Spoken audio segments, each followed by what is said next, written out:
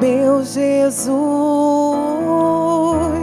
Salvador, outro igual não há. Todos os dias quero louvar as maravilhas de teu amor. Consolo, abrigo, força e refúgio é o Senhor. Com todo o meu ser, com tudo que sou, sempre te adorarei.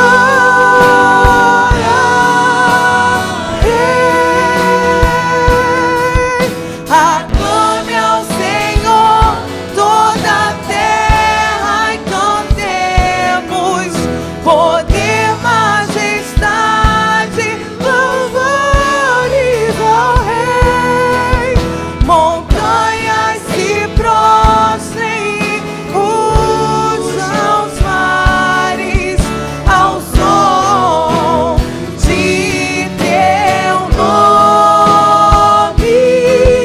Alegre te louvo por teus grandes feitos.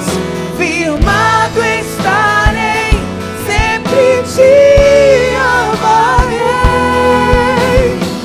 Incomparáveis são tuas promessas pra mim.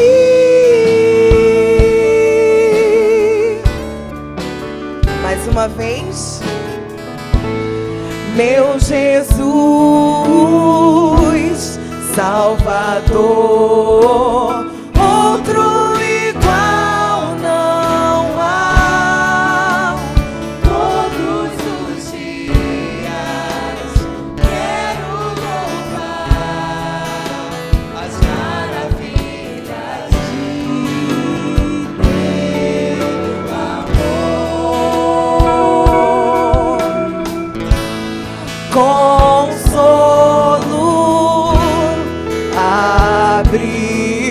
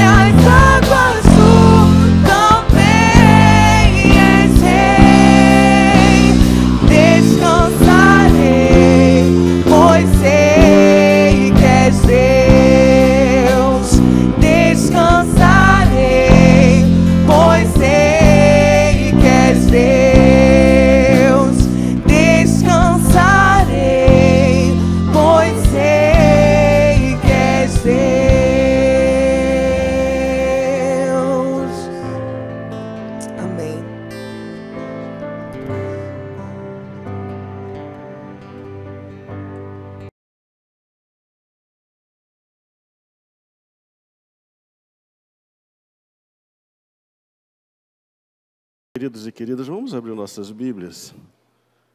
1 Coríntios, capítulo 1. 1 Coríntios, capítulo 1.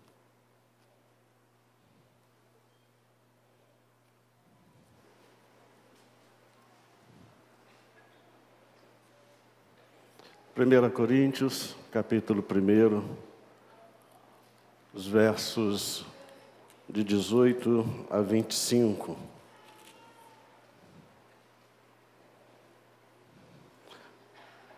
De 18 a 24, melhor dizendo. 1 Coríntios, capítulo 1, do verso 18 ao 24. Diz o seguinte a palavra do Senhor. Certamente a palavra da cruz é loucura para os que se perdem, mas para nós que somos salvos, poder de Deus. Pois está escrito, destruirei a sabedoria dos sábios e aniquilarei a inteligência dos instruídos. Onde está o sábio? Onde está o escriba? Onde o inquiridor deste século? Porventura não tornou Deus louca a sabedoria do mundo? Visto como na sabedoria de Deus o mundo não o conheceu por sua própria sabedoria, aprove a Deus salvar os que creem pela loucura da pregação. Porque tanto os judeus pedem sinais, como os gregos buscam sabedoria. Mas nós pregamos a Cristo crucificado, escândalo para os judeus, loucura para os gentios. Mas para os que foram chamados, tanto judeus como gregos, pregamos a Cristo, poder de Deus e sabedoria de Deus. Vamos curvar nossas cabeças, vamos orar.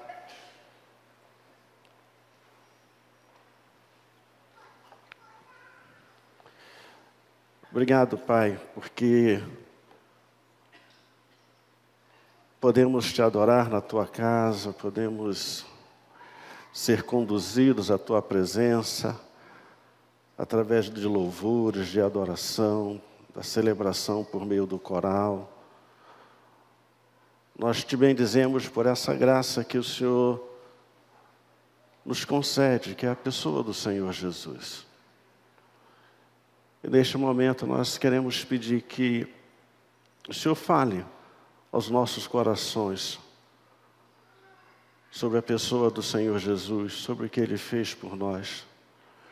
E que a Tua palavra seja viva, seja poderosa e seja capaz de penetrar nas nossas mentes, na nossa alma e nos atrair a essa pessoa maravilhosa e extraordinária que é o Senhor Jesus. Então fala conosco, ensina-nos, ministra-nos. É o que pedimos, orando em nome do Senhor Jesus. Amém.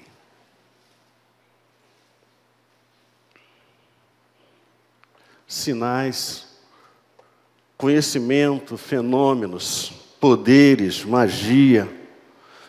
Os homens sempre foram fascinados por algo maior que eles, algo mais extraordinário, fenomenal. Sua busca não tem limites, mas os sinais acabam exigindo outros maiores, mais poderosos. O conhecimento, da mesma forma, nunca se dá por satisfeito. São como drogas. A dose seguinte é sempre maior, é sempre mais forte do que a anterior. Dentro deste contexto se encontram os judeus e os gregos. Por isso Paulo afirmou: certamente a palavra da cruz é loucura para os que se perdem, mas para nós que somos salvos, poder de Deus. Para muitos, então, é incompreensível que para ser salvo, para encontrar a salvação, é preciso aceitar alguém que morreu na cruz, amaldiçoado. Paulo afirma: porque tanto os judeus pedem sinais, como os gregos buscam sabedoria, mas nós pregamos a Cristo crucificado, escândalo para os judeus, loucura para os gentios, mas para os que foram salvos, para os que foram chamados, tanto os judeus como gregos, pregamos a Cristo, poder de Deus e sabedoria de Deus. Os gregos achavam que era loucura aceitar alguém que morreu numa cruz como o salvador deles. Os judeus achavam isso um escândalo, porque a cruz era sinal de maldição. E então, como vamos aceitar um amaldiçoado como nosso Senhor e Salvador? E no mesmo contexto hoje, as pessoas buscam sinais, buscam sabedoria, buscam conhecimento, buscam milagres para tentar entender o Salvador. Mas é a palavra da pregação, que é loucura, que é escândalo, que é capaz de tocar a vida das pessoas. E hoje a gente quer compartilhar com a igreja sobre o Messias Redentor. Jesus, ele é o Messias profetizado. Ele foi e é o Messias profetizado desde o Jardim do Éden. Jesus é aquele no qual todas as promessas da salvação se cumpriram. Ele é o Messias, o filho de Davi, a esperança da salvação dos judeus e a nossa esperança. E quando pensamos nesse Messias Redentor, nós podemos ver três coisas que vai nos chamar a atenção. A primeira coisa que nos chama a atenção é que Jesus é o cumprimento das profecias. Segundo os estudiosos da Bíblia, 456 profecias referentes ao Messias já se cumpriram fielmente.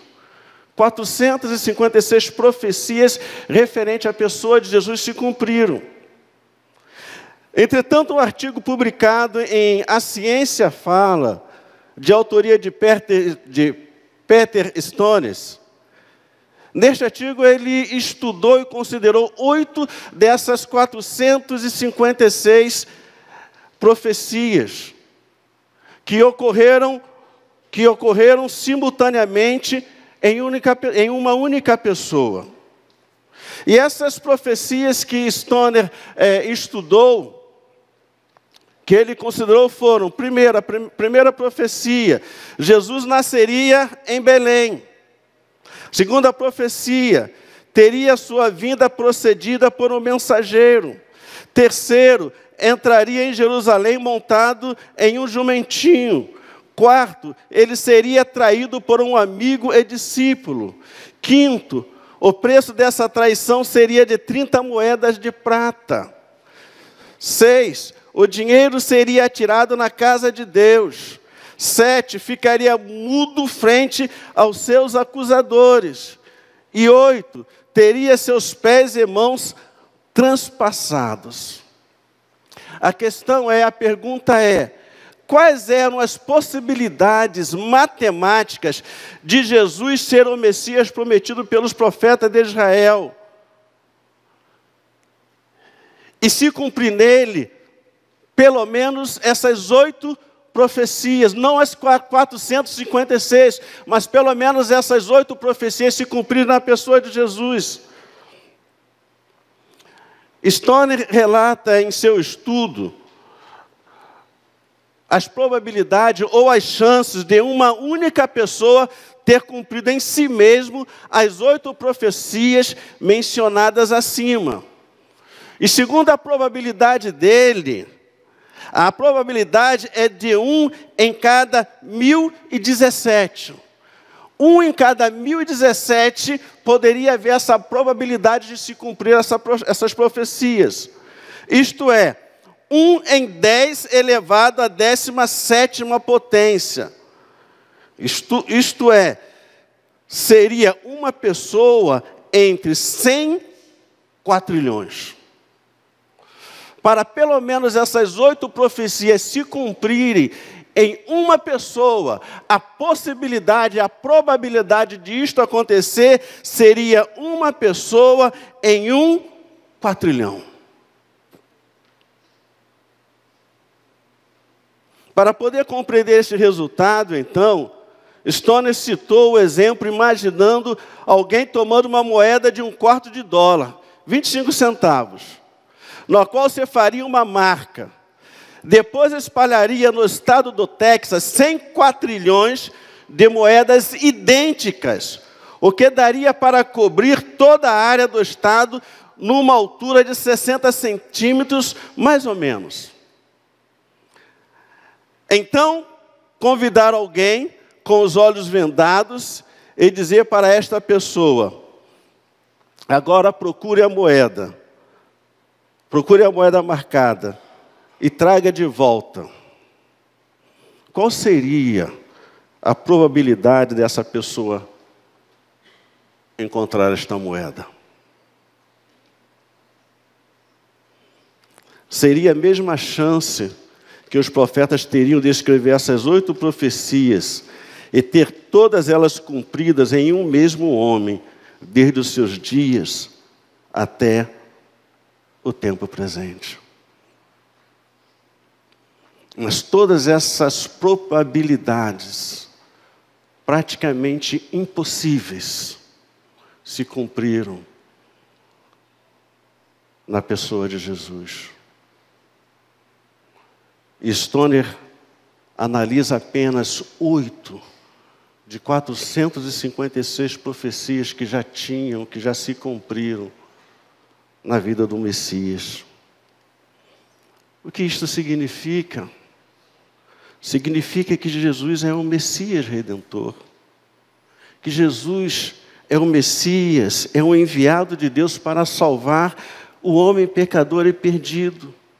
Significa que nele se cumpriram e se cumprirão todas as profecias bíblicas, tudo aquilo que Deus anunciou através dos profetas, na palavra de Deus.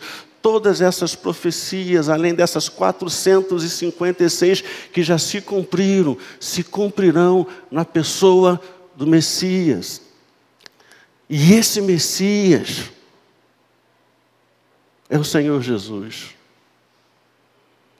Segunda coisa que a gente pode ver é que Jesus é o Messias Redentor. Isto fica claro e fica evidente quando olhamos Isaías 53. E quando olhamos esse texto, nós podemos destacar duas coisas somente. Além de tantas outras coisas, podemos destacar duas coisas. Primeira coisa é que o Messias Redentor é nosso substituto. Jesus morreu na cruz tomando o nosso lugar, assumindo o meu e o seu lugar. O profeta, então, ele apresenta o Messias, o Redentor, o servo sofredor, o homem de dores, como nosso substituto. Neste conjunto de expressões há uma sequência contínua. Ele e nós. Ele agindo e nós recebendo as bênçãos. Veja o que o texto vai dizer. Isaías 53, 4a. Verdadeiramente Ele tomou sobre si as nossas enfermidades. 53, 4b. E carregou com as nossas dores. E nós o reputávamos por aflito, ferido de Deus e oprimido. Mas ele foi transpassado por causa das nossas transgressões. E esmagado ou moído por causa das nossas iniquidades. O castigo que nos traz a paz estava sobre ele. E pelas suas pisaduras, feridas, fomos sarados. Todos nós andávamos desgarrados como ovelhas, cada um se desviava pelo seu próprio caminho. Mas o Senhor fez cair sobre ele as iniquidades de todos nós. O Messias Redentor, o Messias que cumpriu as profecias bíblicas, esse Messias, ele nos substituiu na cruz. Ele tomou o nosso lugar, ele morreu em nosso lugar, ele levou os nossos pecados, levou as nossas dores, ele nos curou com a morte dele na cruz. O que Isaías quer dizer que aquele lugar era nosso. Aquele lugar era meu, aquele lugar era seu. Era nós que deveríamos estar morrendo ali. Mas ele decidiu, num ato de amor, tomar o nosso lugar. A outra coisa que esse Messias Redentor nos fez por nós, é que esse Messias, o sofrimento dele estava nos planos de Deus. O sofrimento do Messias, a morte dele na cruz, estava nos planos de Deus. Isaías 53, verso 10 vai dizer: todavia ao Senhor agradou moê-lo, fazendo-o enfermar. Quando ele der a sua alma como oferta pelo pecado, verá a sua posteridade e prolongará os seus dias, e a vontade do Senhor prosperará nas suas mãos. Foi do agrado de Deus, foi a intenção de Deus, foi um propósito de Deus, de que o Messias Redentor, que Jesus Cristo morresse no nosso lugar. Paulo vai dizer que ele abriu mão da sua glória, Paulo vai dizer que ele se esvaziou, assumiu a forma de homem, assumiu a forma de servo e foi até a cruz e morreu na cruz, cumprindo a vontade de Deus, cumprindo o desejo de Deus, cumprindo aquilo que Deus queria para a vida dele, cumprindo o plano de Deus para a vida dele e, consequentemente, cumprindo o plano de Deus para nossas vidas. Porque entenda, a única maneira de sermos salvos era através da morte de Jesus. Sem derramamento de sangue, não há remissão. Jesus tinha que morrer. E Ele morreu por mim e por você. E a terceira e última coisa que a gente pode ver é que a palavra da cruz é loucura e escândalo. A pregação do Messias Redentor, daquele que morreu na cruz para salvar o homem pecador, essa pregação é loucura e é escândalo. O que é loucura? A loucura ou insânia é, segundo a psicologia, uma condição da mente humana caracterizada por pensamentos considerados anormais pela sociedade. É resultado de doença mental, quando não é classificado como a própria doença. Para os gregos, entender Jesus, alguém que foi crucificado na cruz como Salvador, só um doente mental. Só doentes mentais que poderiam aceitar isso, porque não é razoável, porque não é inteligente, não dá para processar intelectualmente isso. Os gregos diziam, loucura é estado de quem é louco. Na medicina, desarranjo mental, que sem a pessoa afetada estar ciente do seu estado. Lhe modifica profundamente o comportamento e a torna irresponsável. É demência, é psicose. Então, Paulo está dizendo que a mensagem da cruz, ela é loucura. Porque para os gregos, é só um doente mental, só alguém que teve um desarranjo mental, só alguém que não está consciente dos seus atos, das suas ações. É possível se voltar para Jesus e aceitá-lo como Salvador. Paulo diz isso, porque os gregos entendiam dessa forma. Mas Paulo vai dizer também que para os judeus a cruz era escândalo. A mensagem da cruz, a mensagem desse Messias Redentor era escândalo. Escândalo é coisa indecorosa, contrária aos bons costumes. Estado de perplexa indignação suscitado por palavra ou ato reprovável. Fato que choca. Paulo diz que a mensagem da cruz é um fato que choca os judeus, que chocava os judeus, porque eles não conseguiam, como os gregos, entender que alguém que na concepção deles era amaldiçoado, porque morrer na cruz era a maior maldição, maldito aquele que for pendurado no madeiro. E essa pessoa amaldiçoada por Deus se torna o Salvador, se torna o Redentor, é o Messias esperado por eles. A mensagem da cruz é escândalo. A mensagem da cruz é loucura. Mas na verdade, querido, Jesus é o Messias Redentor, aquele que veio nos libertar e nos salvar dos nossos pecados e nos reconciliar com Deus. A questão é, quem é Jesus para você? Jesus é o Messias prometido? Jesus é aquele que cumpriu essas 456 profecias? Jesus é aquele que cumpriu profecias completamente impossíveis de serem cumpridas, a não ser pela ação sobrenatural e soberana de Deus? Quem é o Messias para você? Quem é Jesus? Ele é o Messias prometido, o Messias Redentor. Esta mensagem de salvação,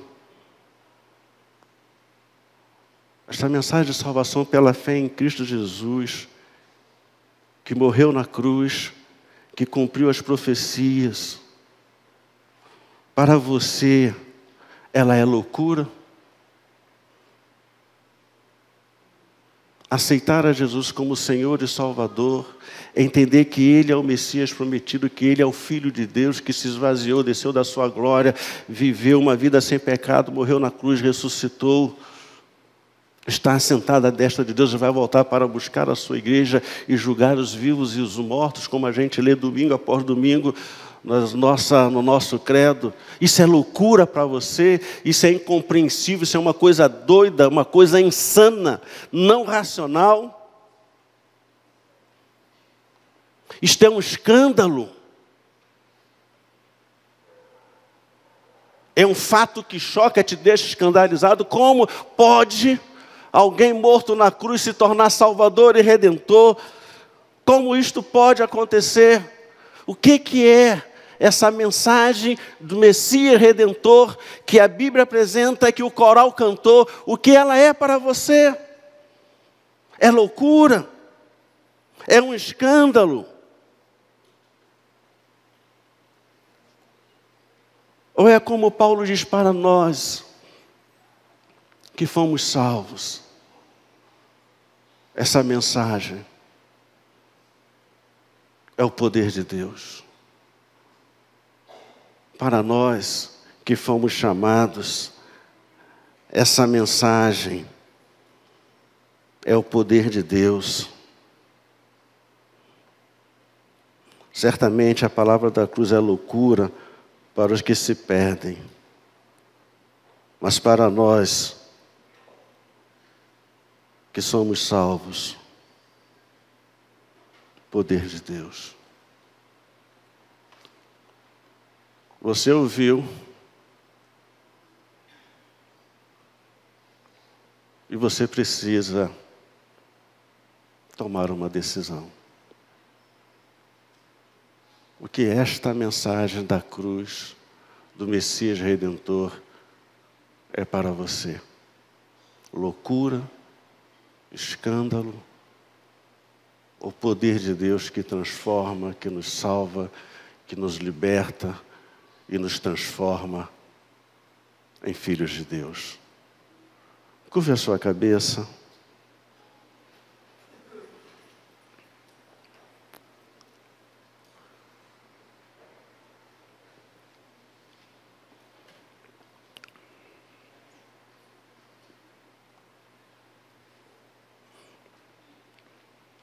É um ato de fé.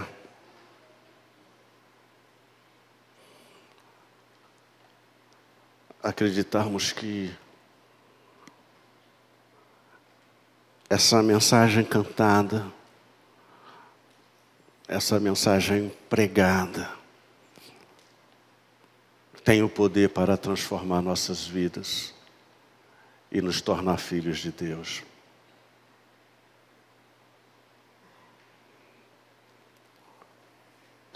Mas o que eu e você precisamos fazer, e somos desafiados por Deus a fazer, é nos posicionarmos diante dessa mensagem. Não há como ficar indiferente ou ser indiferente a ela.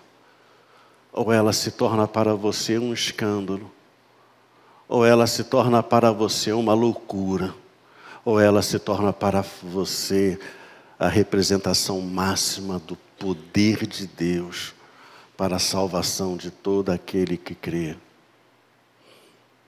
E você precisa, diante de Deus, dizer para Ele que o que esta mensagem é para você. Então ore ao Senhor. Converse com Ele. Depois de você ter ouvido o coral, ter ouvido a mensagem, diga para Ele o que esta mensagem significa para você. Talvez hoje, aqui e agora, a sua vida pode ser mudada e transformada. Mas você precisa se posicionar. Ore ao Senhor, converse com Deus.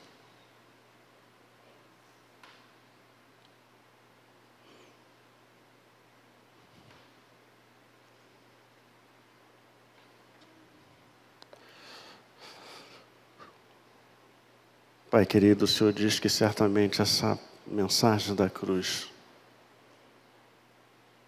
é loucura, é escândalo para os que se perdem. Mas para nós, ela é poder de Deus, é poder para a salvação. Como o apóstolo Paulo diz também, não me envergonho do Evangelho, porque ele é o poder de Deus para a salvação de todo aquele que crê. Este Evangelho, este Messias Redentor, Senhor Jesus, é aquele que o Senhor enviou para nos salvar, para mudar a nossa história. Permita, Pai, que nessa noite esta mensagem se transforme numa mensagem de salvação, de poder, de salvação, de libertação. E que essa mensagem possa trazer paz, possa trazer alegria, possa trazer vida ao coração de cada um de nós. E que o Senhor tenha misericórdia que se essa mensagem está se transformando em loucura e escândalo, porque o nosso desejo, a nossa oração é que ela seja salvação, porque nós não queremos, não desejamos que nenhum daqueles que entrou na tua casa nessa noite venha se perder ou não entender o teu poder nessa mensagem que salva, que cura e que liberta. Então, Pai, pelo teu Espírito, convença-nos do pecado, da justiça e do juízo. E que pelo teu Espírito possamos entender esse Messias Redentor, o Senhor Jesus. É isto que oramos, suplicando a tua graça e misericórdia, no nome do Senhor Jesus. Amém.